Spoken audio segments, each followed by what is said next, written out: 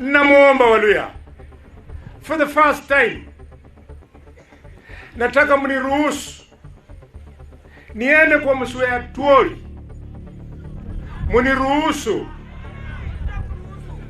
muniruhusu kwa heshima niende kwa Mzee Mudavadi, Mzee Wetangula, ndugu yangu Sabula, niwapembeleze zile fikra za kukawa Waluhya za kusema kwamba Mluhya hawezi, wawache vile Mungu amesema ni Edwin Sifuna, ni Edwin Sifuna.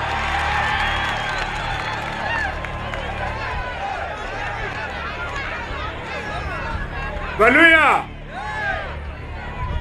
mimi ninamwambia ukweli, msiponipatia nafasi nigeuze Mzee Atuoli, Atuoli anaweza tereza tena. Alitereza wakati nilileta hapa Mudavadi, Atuoli ya kumpatia support.